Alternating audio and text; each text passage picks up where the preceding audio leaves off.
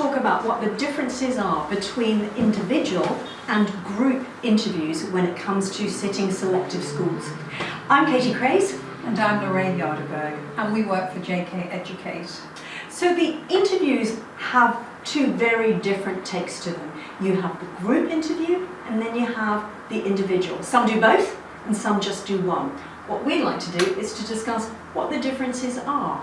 So Lorraine, if we're looking at a group interview, what does it look like? How many children would be in that group? And what is the tutor looking for? What are they looking to see in this type of interview? Well, first of all, they're basically looking to see the children off guard.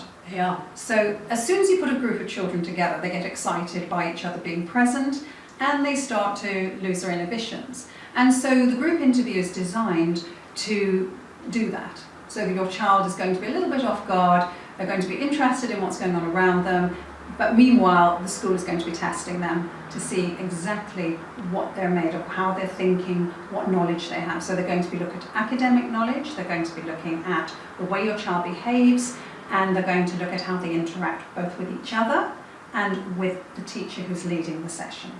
And a really important part of that is listening skills, because in a group situation, often the child will be very keen to share what they have to share, but not very good at listening to what others are saying. Absolutely, and often they bring in props for those interviews. So there might be any number of different props. It could be food, it could be balloons, it can be anything that's going to excite children and get them misbehaving, if you like.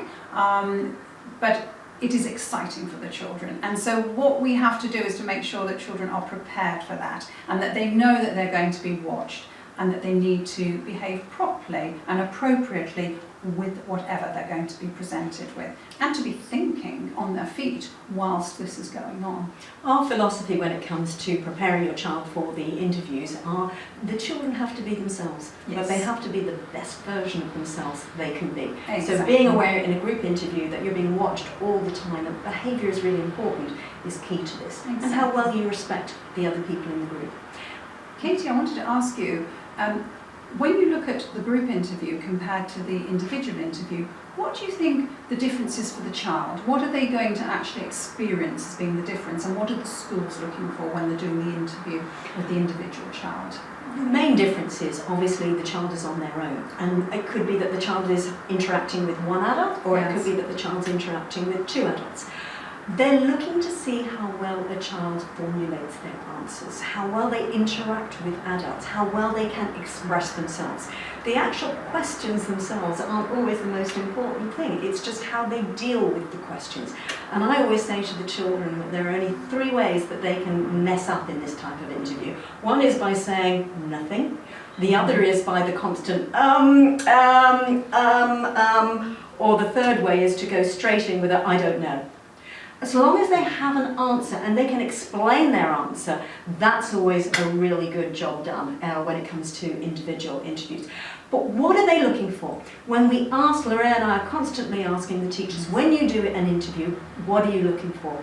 And the answer is, and it makes perfect sense, they're looking for a child that they would like in their class. They're looking for a child that they would like to teach. So when it comes to the individual interviews, it's the child being able to talk about whatever it is they're asked. What's your favourite book? What in your opinion makes a good book? Why do you want to come to my school? Tell me about your hobbies. We can't prepare the children for the questions because every year they're going to be different. But what you can do at home is give your children lots of questions and give them the confidence in being able to answer it, and then follow it up with a reason. So it's always good not just to give an answer, but then explain why that is their answer. Thank you. I hope we've been able to answer a little bit of the question of what is the difference between group interviews and individual interviews. Thank you.